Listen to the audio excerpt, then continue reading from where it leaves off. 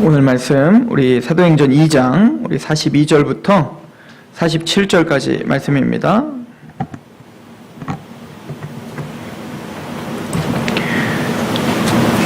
사도행전 2장 42절부터 47절까지 말씀 제가 봉독하도록 하겠습니다. 그들이 사도의 가르침을 받아 서로 교제하고 떡을 떼며 오로지 기도하기를 힘쓰니라. 사람마다 두려워하는데 사도들로 말미암아 기사와 표적이 많이 나타나니 믿는 사람들이 다 함께 있어 모든 물건을 서로 통용하고 또 재산과 소유를 팔아 각 사람의 필요를 따라 나눠주며 날마다 마음을 같이하여 성전에 모이기를 힘쓰고 집에서 떡을 떼며 기쁨과 순전한 마음으로 음식을 먹고 하나님을 찬미하며 또 온 백성에게 친송을 받으니 주께서 구원받는 사람을 날마다 더하게 하시니라. 아멘. 우리가 사도행전 2장 42절부터 47절까지를 가지고 교회에 대해서 우리가 상고해 보고 있습니다. 그 세 번째 시간인데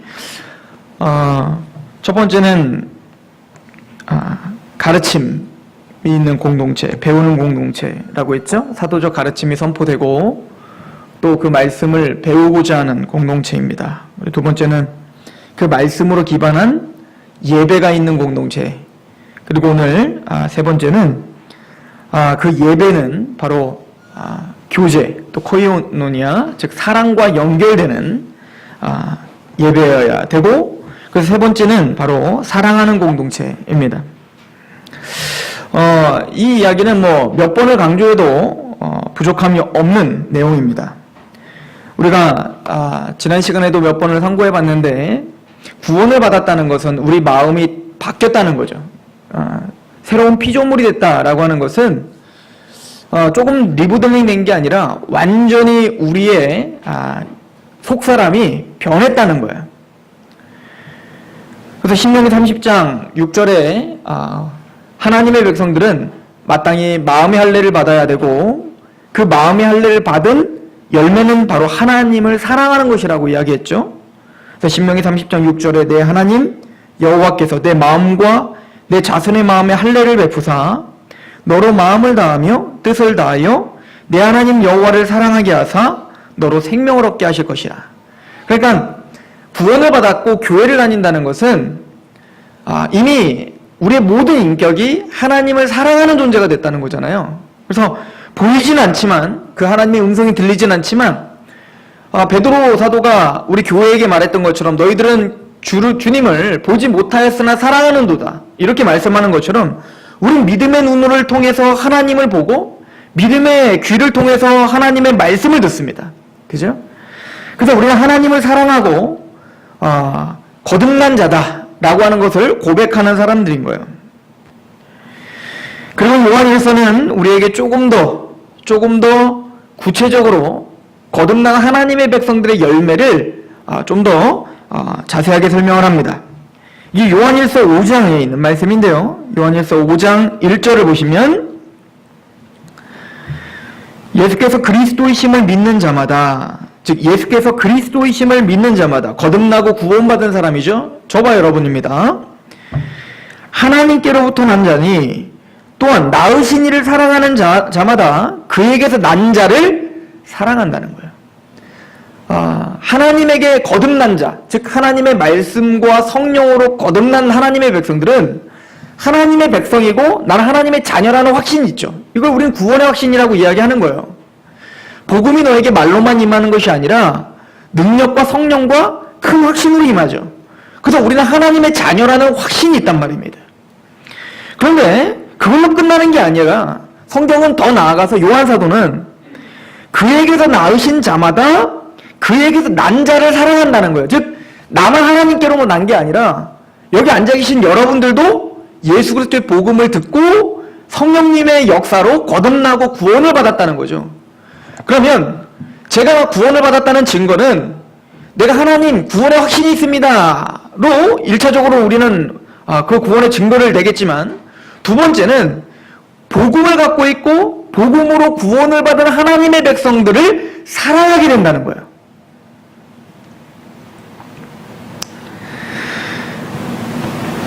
요한일서 5장 2절도 더 한번 보시면 우리가 하나님을 사랑하고 그의 계명을 지킬 때에 이로써 우리가 하나님의 자녀를 사랑하는 줄을 아노라.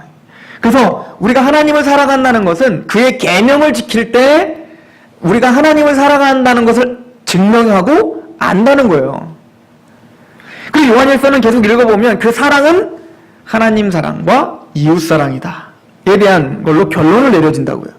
그러니까 하나님을 사랑하는 사람이 이웃을 사랑하지 못한다는 것은 뭔가 어폐가 있는 이야기다라고 성경은 우리에게 이야기해주고 있습니다. 요한일서 4장도 한번 보십시오. 여기는 얼마나 더 극단적이고 명확하고 확실하게 이야기하고 있는지 보세요. 요한일서 4장 19절. 우리가 사랑함은 그가 먼저 우리를 사랑하셨습니다. 그렇죠. 하나님을 사랑하게 된 것은 여러분들이 사랑하여서 여러분들이 뭔가 마음이 열리고 하나님을 찾아서 사랑한 게 아니라 우리가 죄인 됐을 때 하나님이 여러분들에게 거듭나게 해주셨고 알게 해주셨고 깨닫게 하셔서 사랑하게 된 거죠. 누구든지 하나님을 사랑하노라 하고 그 형제를 미워하면 이는 거짓말하는 자니 보는 바 그 형제를 사랑하지 아니하는 자는 보지 못하는 바 하나님을 사랑할 수 없다. 그러므로 우리가 교회에 와서 교제를 하고 구원을 받은 하나님의 백성들과 삶을 나누고 그를 사랑하는 것은 현대 교회에서는 참 힘든 이야기가 됐어요. 좋은 말씀을 듣고 또 좋은 프로그램에 참여는 하지만 내 옆에 있는 형제들과 이 교회 교인들과는 뭔가 마음을 나누고 싶지 않은 거예요. 성경은 죄송스럽지만 그런 태도는 구원받지 못한 태도라고 이야기하고 있는 거예요. 성경이 거짓말이든지 아니면 우리가 거짓이겠죠.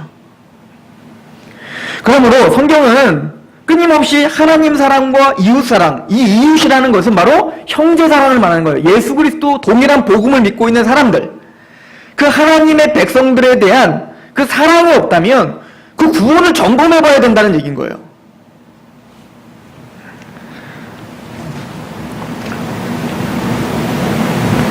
우리가 이 계명을 주께서 받았나니 하나님을 사랑하는 자는 또한 그 형제를 사랑할지니라. 이렇게 결론을 내려지는 겁니다. 그러니까 하나님을 사랑합니다. 그러나 나는 여전히 이기적으로 살고 내 탐욕과 나의 것만을 추구하며 삽니다. 이런 경우는 없다는 거예요. 하나님을 사랑합니까? 그러면 구원받은 자에 대한 사랑이 나옵니다. 그 얘기는 다른 말로 교회에 대한 사랑이죠. 복음이 있고 같이 거듭남의 경험이 있고 그래서 한 말씀에 떡을 떼는 그 하나님의 형제자매들을 사랑하게 된다는 겁니다.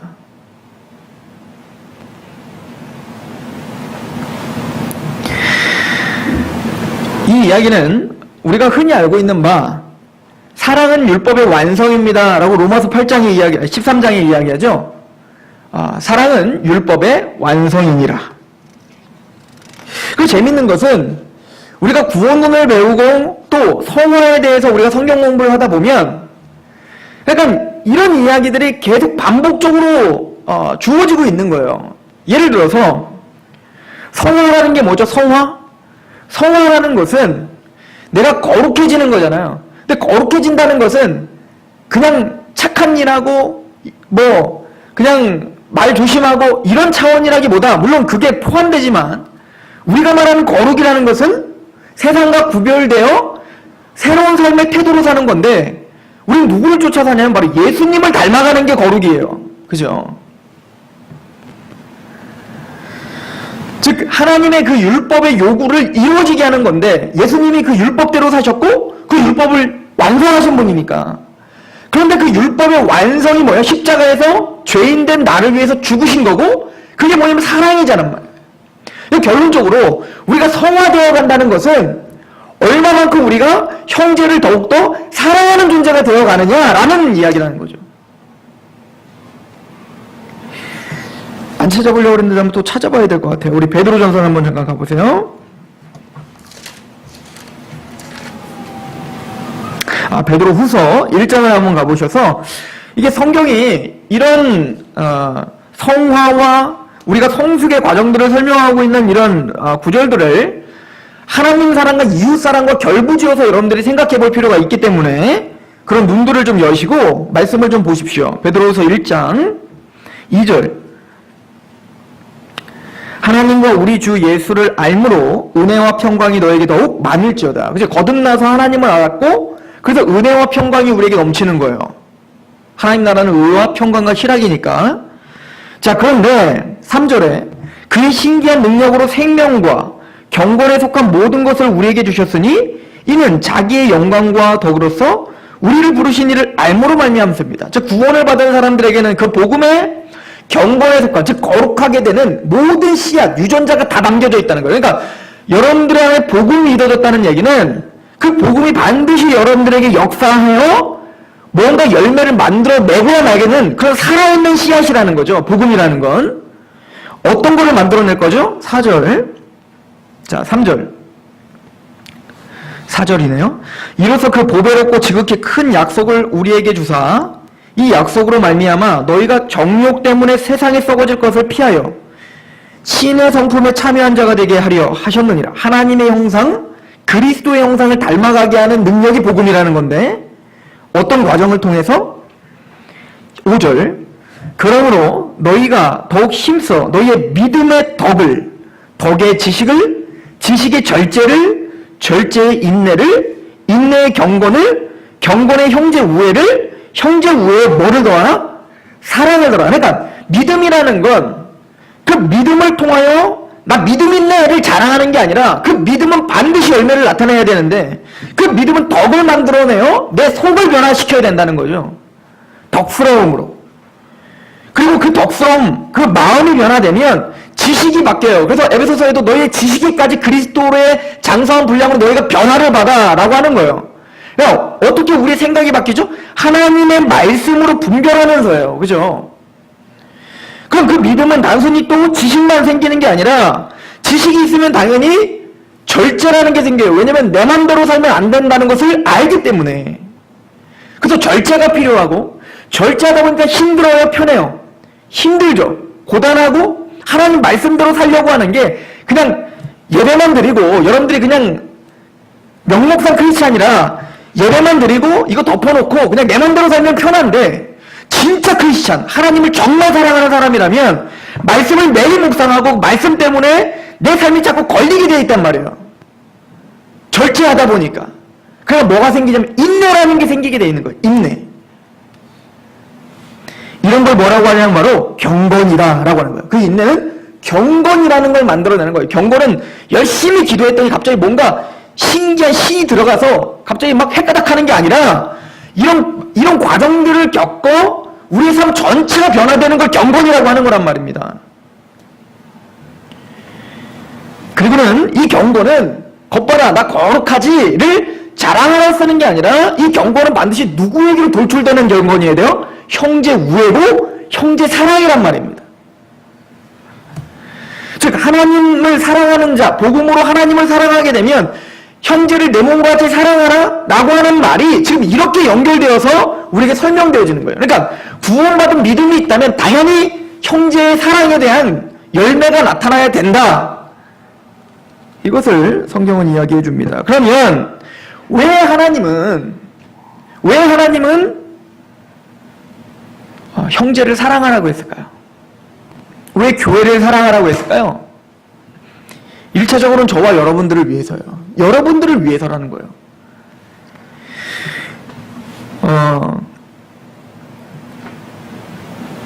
아무리 부모의 말을 듣지 않더라도 유언은 듣는 거예요. 그죠? 유언은 들어요. 예수님께서 마지막 하신 유언이 뭔지 아십니까? 그게 바로 요한복음 17장에 있는 말씀이에요. 마지막으로 하나님 앞에 대제사장적 기도를 하고 있는 장면인데요. 이 부분은 우리가 중요하기 때문에 오늘 본문을 이해하는데 너무 중요하기 때문에 한번 읽어보려고 합니다. 우리 요한복음 17장을 가보십시오.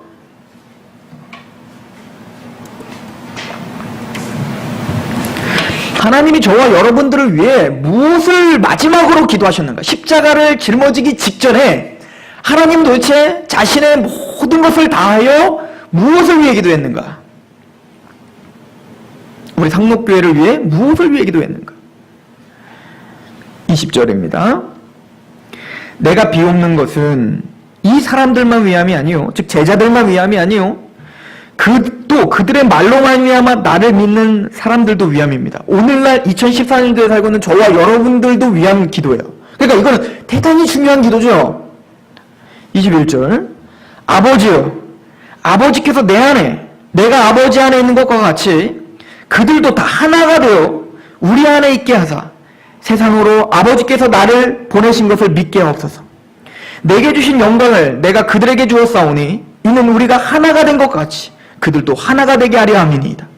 곧 내가 그들 안에 있고 아버지께서 내 안에 계시오 그들로 온전함을 이루어 하나가 되게 하려 함은 아버지께서 나를 보내신 것과 같이 또 나를 사랑하신 것 같이 그들도 사랑하신 것을 세상으로 알게 하려 함이로소이다.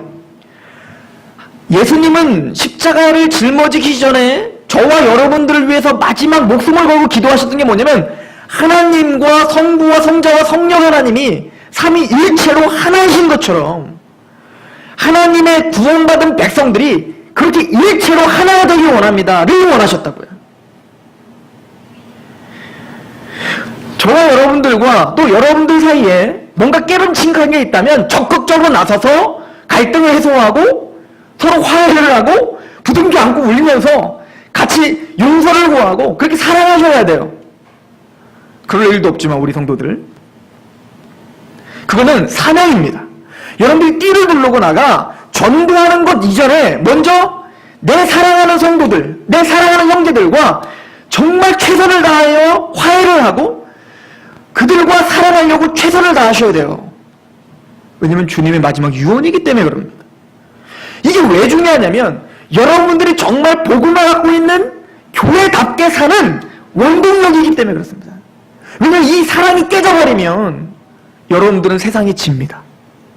이 사랑이 없어버리면 교회가 힘들어지고 교회에서 먼저 안식을 찾지 못하면 이상하게 가정과 여러분들의 삶 자체도 힘들어져요. 그래서 교회가 강력한 사랑으로 연합이 돼 있어야 됩니다.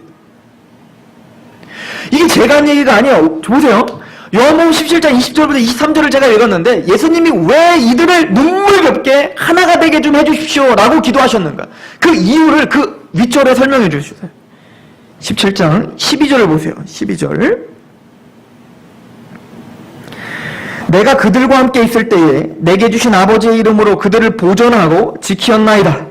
그 중에 하나도 멸망하지 않고 다만 멸망의 자식뿐이오니 이는 성경을 의뢰하면 자 구원받았다는 건 하나님이 만세전부터 택한 자들은 다 구원받았다는 거예요. 한 명도 빼놓지 않았어요. 하나님은 실수가 없으십니다. 주님은. 그죠? 13절 지금 내가 아버지께로 가오니 내가 세상에서 이 말을 하옵는 것은 왜 이런 기도를 하냐면 그들로 내 기쁨을 그들 안에 충만히 가지게 하려 함입니다. 세상이 줄 수 없는 기쁨 세상이 줄 수 없는 그 만족감을 주님은 주기 위한 기도인 거예요. 근데 그게 어디서? 여러분들이 하나가 됐을 때 이루어져요. 14절 내가 아버지의 말씀을 그들에게 주었사오매 세상이 그들을 미워하였사오니 이는 내가 세상에 속하지 아니함과 같이 그들도 세상에 속하지 아니함으로 인함이니이다. 왜 하나가 돼야 될까요? 여기 있습니다. 세상은 여러분들 미워하기 때문에 그렇습니다. 세상은 여러분들을 우는 사자처럼 어쩌든 넘어뜨리려고 하기 때문에 그렇습니다. 왜 근데 주님은 그래 세상은 너 우는 사자처럼 너를 넘어뜨리려고 하니까 그냥 싸워 이겨 라고 하지 않고 하나가 되라 라고 했을까요? 혼자서는 감당할 수 없기 때문에 그렇습니다. 나 홀로는 싸울 수 없는 싸움이기 때문에 그렇습니다. 복음을 갖고 있는 하나님의 백성들과 끊임없는 교제를 하고 끊임없이 연합이 되고 서로 위로하고 도전을 주고 서로 선행을 격려하는 그 코이노니아가 이루어지지 않으면 싸울 수가 없는 거예요.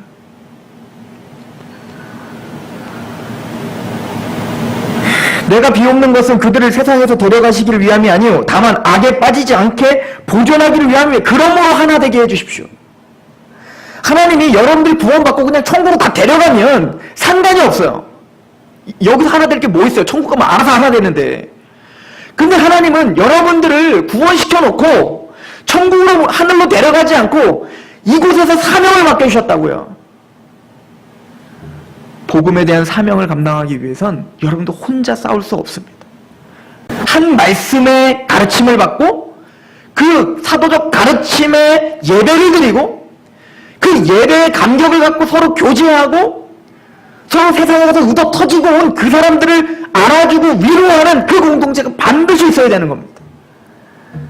그래서 이 교회를 사랑해야 되고 형제를 사랑해야 되는 거예요.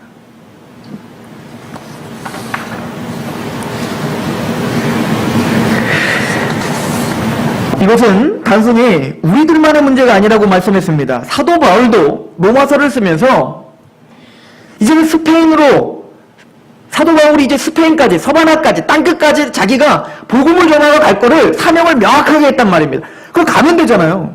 아니 사도 바울이 못 갈 게 뭐예요. 돌에 맞고 막 죽임을 당하지만 거기서 내가 뭐 예루살렘으로 가지만 내가 죽임을 당할 걸 알지만 내 목숨을 바쳐 사명을 다하는 것에는 내가 굽히지 않겠습니다 라고 했던 사도 바울인데 뭐가 무섭습니까? 가면 되지. 근데 가기 전에 로마서를 쓰는 거예요. 그 로마서에 그 로마 교회에게 말하기를 내가 서바나까지 가는데 혼자는 감당이 안 돼. 그러니까 내가 너희 교회에게 갈 테니까 너희가 나 좀 서바나까지 좀 보내줘. 사도 바울도 혼자 싸울 수 없었던 겁니다. 그 로마서 1장에 이런 말이 있잖아요. 12절에 이는 곧 내가 너희 가운데 너희와 나의 믿음으로 말미암아 피차 아니함을 얻으려 함이라. 사도 바울도 피차 아니함을 얻었어야 됐어요. 격려를 받아야 됐고 위로를 받아야 됐고. 여러분들은 도대체 그러면 우리는 도대체 그럼 얼마나 많은 위로를 받아야 되며 얼마나 많은 아니함을 받아야 되며 얼마나 많은 도전을 받아야 될까요? 그래서 형제를 사랑하고 이 교회가 든든히 세워져야 되는 겁니다. 교회는 서클이 아니죠. 교회는 그냥 강연 듣는 곳이 아니죠. 교회는 거기에 지체가 되어 몸이 되어 서로 연합하여 서로 격려하며 복음에 감격하고 그 복음 안에 서로 힘을 얻는 곳이어야 돼요. 실제적인 유기체적인 연합이 이루어져야 되는 거예요.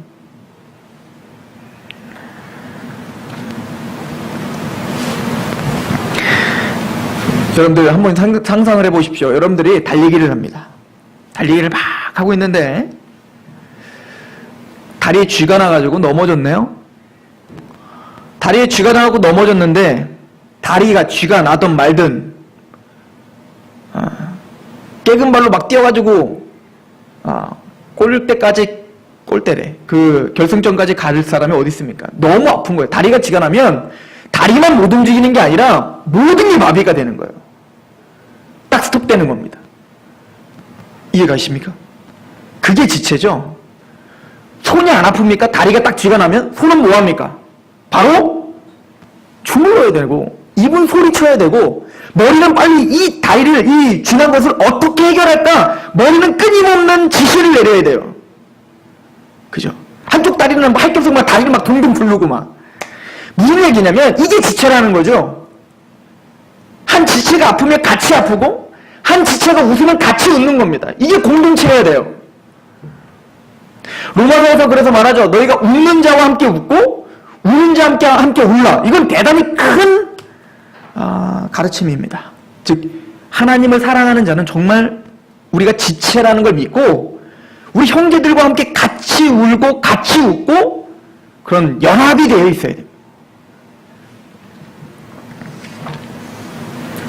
빌립보서 1장 27절에 오직 너희는 그리스도의 복음에 합당하게 생활하라. 그게 어떻게 하는 거죠? 이는 내가 너희에게 가보나 떠나 있으나 너희가 한 마음으로 서서 한 뜻으로 복음의 신앙을 위하여 협력하는 것과 근데 중요한 건 거기에 반드시 뭐가 있어야 된다? 복음이라는 게 있어야 돼. 사도적 가르침.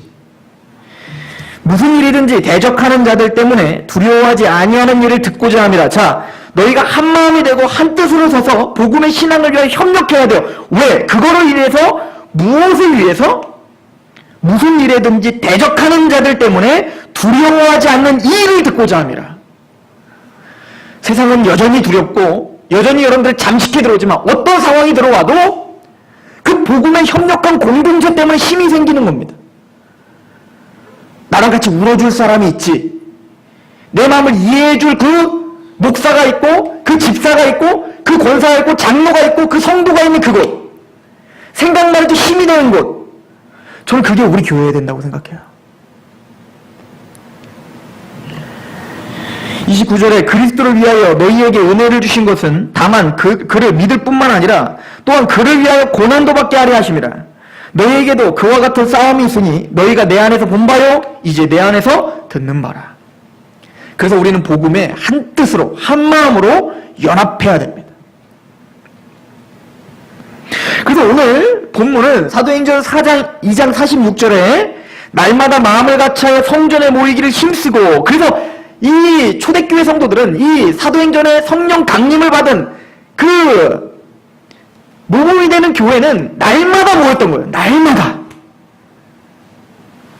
날마다 마음을 같이하여 성전에 모이기를 힘썼던 겁니다. 왜? 우리보다 더 큰 고난이 있었기 때문에 그렇겠죠. 매일매일 모이지 않으면 감당할 수 없는 고난들이 있기 때문에 그렇겠죠. 저는 근데 그 고난과 그 유혹이 그때만 강하고 오늘날은 안 강하다고 믿지 않습니다. 오늘날도 충분히 그때보다 훨씬 더 큰 고난은 없지만 유혹이 있습니다. 모이기를 힘써야 됩니다.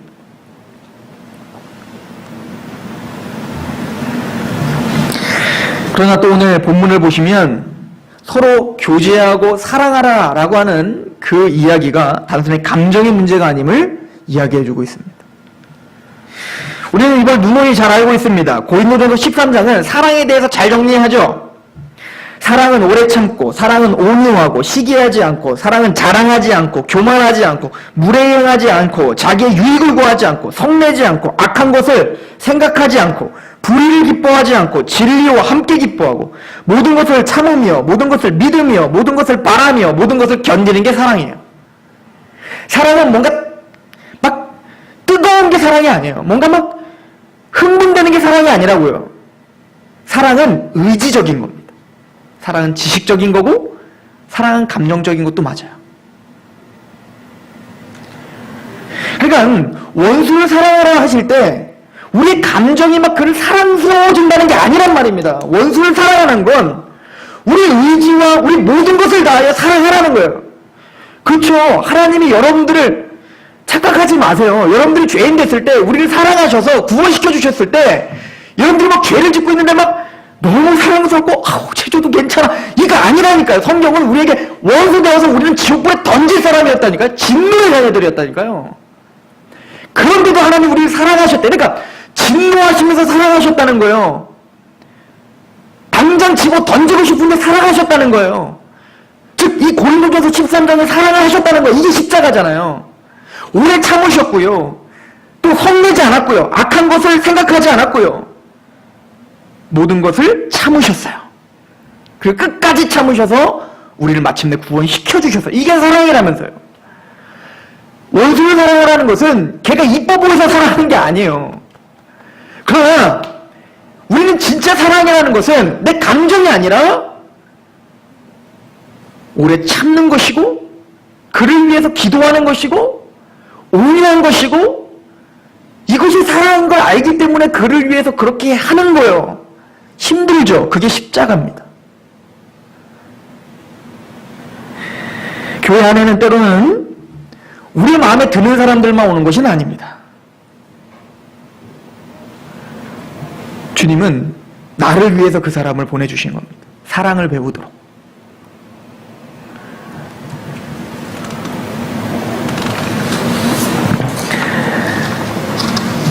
야고보서는 중요한 이야기를 합니다. 우리가 잘 아는 것처럼 야고보서는 믿음을 감정이나 어떤 내면에서만 일어나는 것으로 착각하고 있는 이 신앙체계를 부숴버리죠.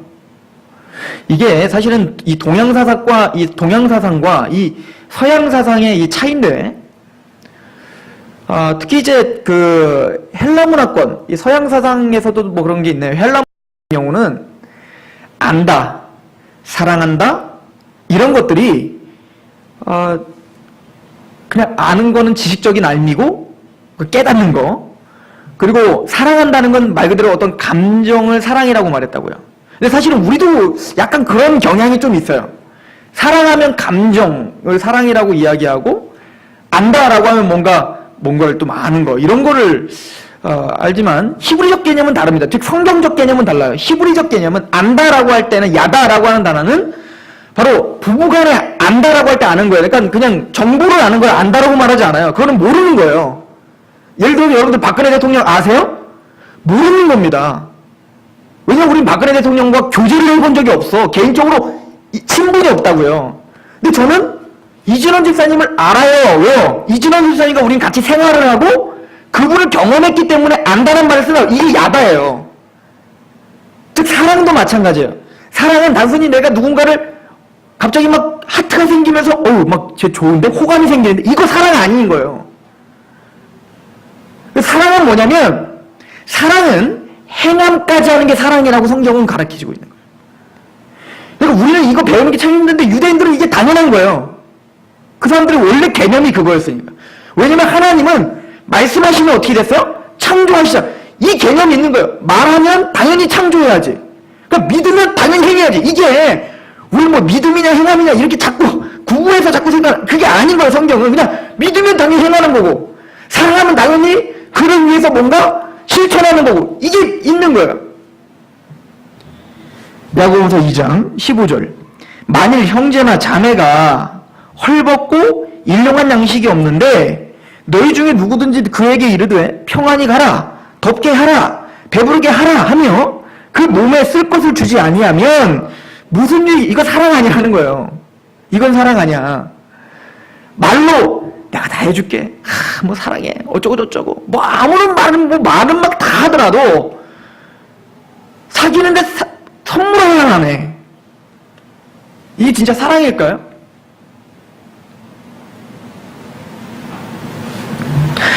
허탄한 사람아, 행함이 없는 믿음이 헛것인 줄 알지 못하느냐? 즉 행함이 없는 믿음이 헛것인 것처럼 사랑이라는 것도 실제적인 행함과 섬김이 없는 사랑은 헛것인 거예요. 그건 사랑이 아닌 거예요.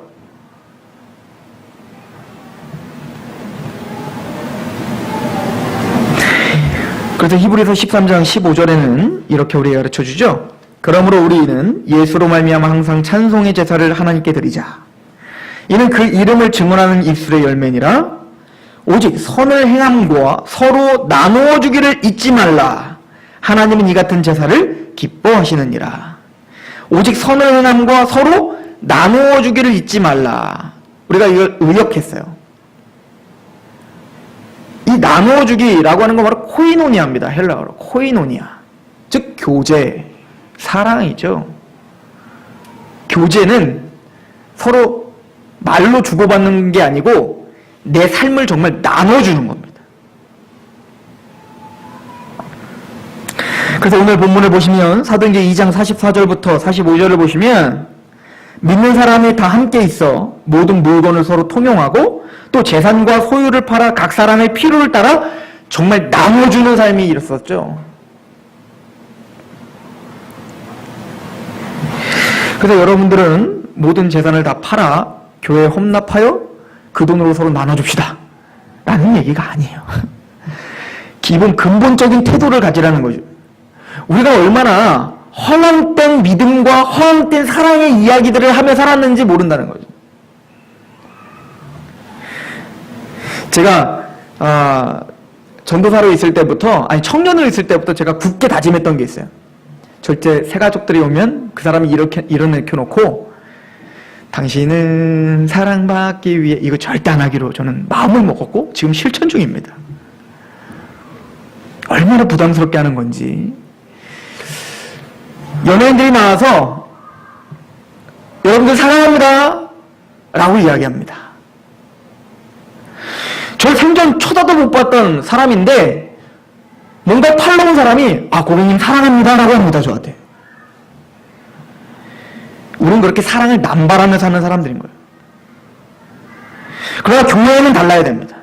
교회에서는 말로 사랑합니다가 아닌 정말 마음과 의지와 삶을 다한 사랑이 반드시 있어야 돼요. 거기에 감동이 있는 거고 거기에 연합이 있는 거고 거기에 하나됨이 있는 겁니다.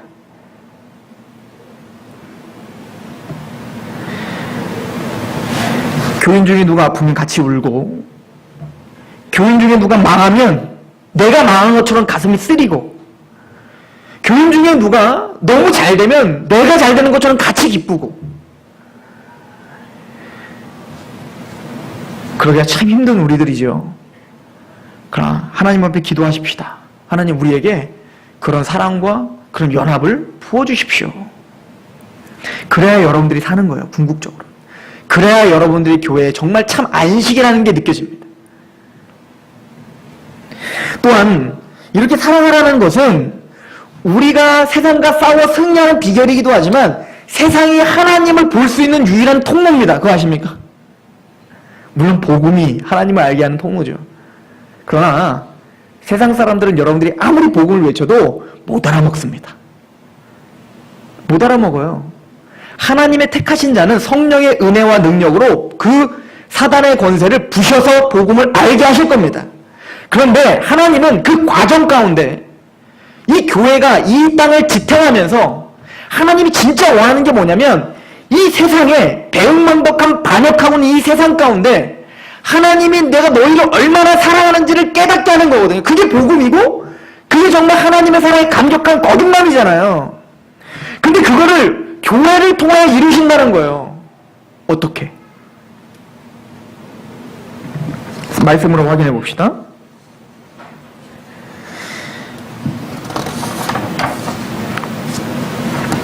요한일서 우리 4장을 한번 가보세요. 요한일서 4장 7절부터 볼게요.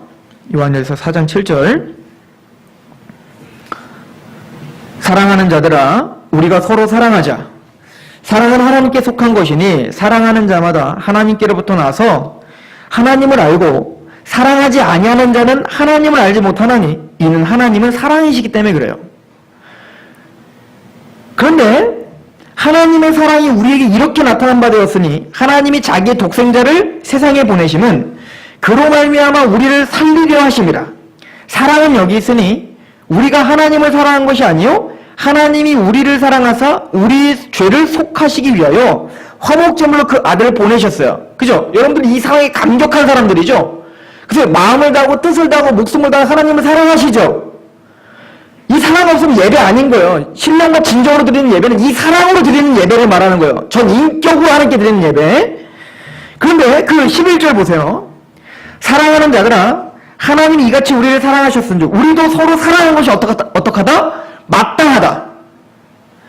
어느 때나 하나님을 본 사람은 없어요. 여러분들 하나님을 보지 못합니다. 그런데 하나님의 내가 사랑을 받는 것을 보는 방법은 뭐냐면 만일 우리가 서로 사랑하면 하나님이 우리 안에 거하시고 그의 사랑이 우리 안에 온전히 이루어져요. 그러니까 구원을 받고 야 복음이 이거구나. 하나님이 사랑이 이거나 감격해요. 그런데 그걸로 끝나면 온전히 이룬 게 아니라는 거예요. 이 사랑이 온전히 이룬 것을 무엇을 통해서 보여주는 거냐면 보여지는 이 교회 안에 하나님의 복음을 갖고 있는 성도들끼리 서로 지극히 사랑하는 걸 통해서 뭐가 온전해져요? 그 사랑이 온전해진다고요. 어렵죠? 왜냐하면 세상과는 다른 사랑이 거기서 이루어지기 시작하는 거예요. 세상에는 사랑이라고 이야기하지만 그 사랑은 탐욕적이고 이기적이에요. 내가 어떤 사람을 사랑하는데 그 사랑하는 건 그 사람의 나는 돈을 사랑하는 게 아니야. 난 그 사람의 얼굴을 사랑하는 게 아니야. 난 그 사람의 명예를 사랑하는 게 아니야. 나는 아무것도 없는데 그냥 그 사람이 좋아. 그런 건 없어요. 착각하지 마세요. 그런 건 없습니다. 다 뭔가 있으니까 사랑하는 거예요. 뭔가 내 만족을 채워주기 때문에 그 사람에게 호감이 가는 거고 우리는 그걸 사랑이라고 이야기하는 거라고요. 그러나 교회는 다른 거예요. 내 마음에 들지도 않고 나와 전혀 상관없는 일을 하고 나에게 유익이 되지 않는데 복음을 믿고 있는다는 거 그 하나 때문에 그냥 사랑하게 되는 거예요.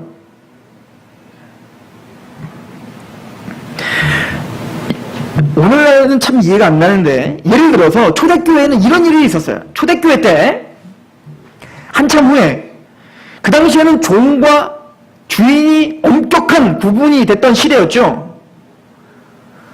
그런데 교회에는 종이나 여자나 남자나 어린아이나 노인나 다 오잖아요. 그런데 교회는 세상에서 잘나가고 주인이고 귀족인 사람을 장로로 세우는 게 아니라 하나님의 복음과 그 진리를 안 알고 그 삶이 모범이 되는 사람을 세운다고요. 그러다 보니까 주인이면서 귀족인 사람을 세우지 않고 장로를 누굴 세웠냐면 종을 세운 거예요. 그런데 그 교회에 주인도 같이 다녀. 그런데 그 주인은 그 종을 사랑하고 존경하고 존중하는 거예요. 여기에 세상은 충격을 받은 겁니다. 어디에도 있지 않는 일들이 벌어지기 시작하는 겁니다. 교회에. 그때 세상은 하나님의 사랑을 보게 됩니다. 요한복음 17장 가보세요. 17장 21절. 아버지요, 아버지께서 내 안에 내가 아버지 안에 있는 것과 같이 아까 읽었던 거죠. 그들도 다 하나가 되어 우리 안에 있게 하사 세상으로 아버지께서 나를 보내신 것을 믿게 하옵소서. 세상으로 아버지께서 예수님을 보내신 것을 믿게 하기 위해 그들을 하나가 되게 해달라는 거죠. 22절. 내게 주신 영광을 내가 그들에게도 주었사오니 이는 우리가 하나 된 것과 같이 그들도 하나가 되게 하려 함입니다. 곧 왜 그렇게 하나가 되게 하려 하냐면 내가 그들 안에 있고 아버지께서 내 안에 계시어 그들을 온전함을 이루어 하나가 되게 하려 함은, 사랑이 온전하게 돼서 그들을 하나가 되게 하려 함은 아버지께서 나를 보내신 것과 같아 또 나를 사랑하신 것 같이 그들도 사랑하신 것을 세상으로 알게 하려 합니다. 그러니까 교회에서 복음 때문에 감격한 하나님의 백성들끼리 막 지극히 사랑하고 이걸 세상이 볼 때 하나님이 저 국민들 진짜 사랑하시나 봐. 하나님이 눈에도 안 보여. 하나님이 귀에도 안 들려. 근데 쟤네들만 보면 하나님이 사랑하신 게 느껴져. 이게 초대교회였단 말이야. 근데 재밌는 건 이런 교회들을 우리가 보질 못하고 있어서요. 그게 문제였던 겁니다. 이 중요한 구절들을 정말 살아내는 교회들이 참 없다는 게 문제였던 거예요.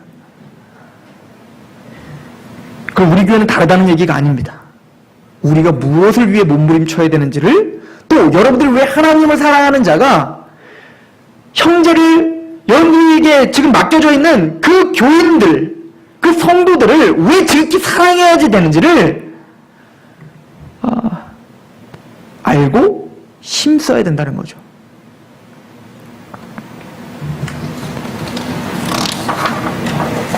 할 얘기야 많으나 다 뛰어넘어 사도 바울의 이야기 두 가지를 통해 결론을 내릴게요. 사도 바울은 그래서 하나님 사랑과 이웃 사랑의 그 의미를 알아, 또 그 본질을 알아서 사도 바울은 교회를 지극히 사랑했던 겁니다. 그 교회라는 건 이 건물을 말하는 게 아니라 성도를 가리키는 겁니다.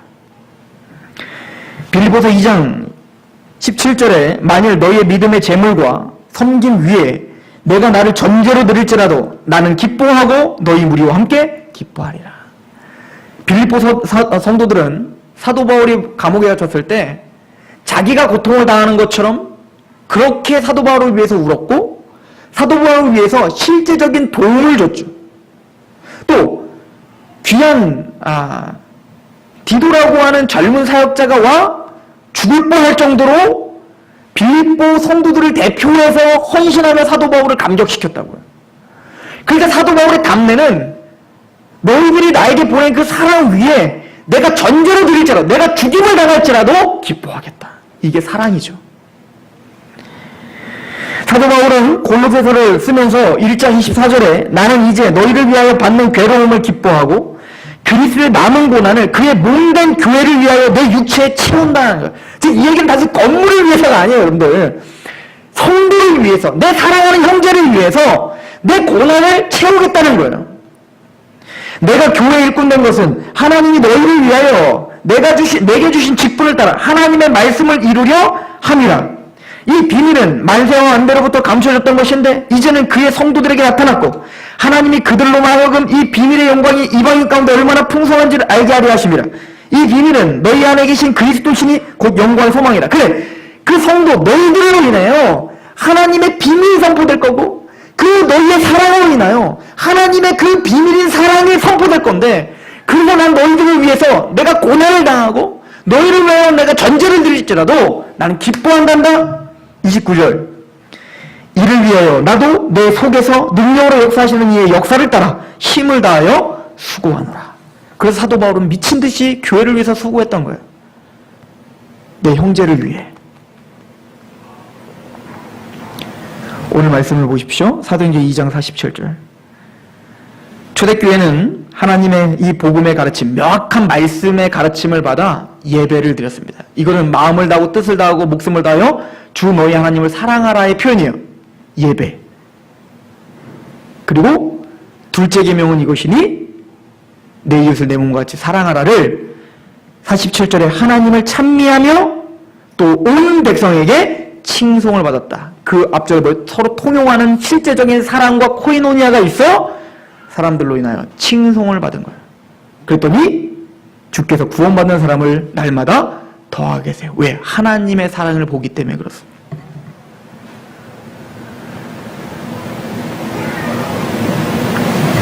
저와 여러분들은 이 땅을 살아가면서 엄청난 일 하려고 하지 마시고 하나님이 나에게 맡겨주신 그 사람 복음 때문에 사랑하는 그런 귀한 승리가 있길 소망합니다. 기도하겠습니다. 하나님, 왜 하나님을 사랑하는 예배가 살아나야 되며 왜 또 내 이웃을 내 몸과 같이 한 복음 가운데 있는 이 교회의 공동체를 사랑해야 되는지를 배웠습니다. 주여, 이 교회가 되게 하시옵소서. 우리를 그렇게 빚어주시옵소서. 그러기 위해 십자가에 못 박히신 그 십자가의 복음, 우리를 감격시키고 하나님을 영화롭게 하는 그 복음만이 이 교회에서 선포되고 내 마음에 감격하게 하시옵소서. 우리 성도들, 우리 귀한 교회를 하나님께 위탁하오니 주여 붙잡아 주옵소서. 예수 그리스도의 이름으로 감사하며 기도합니다.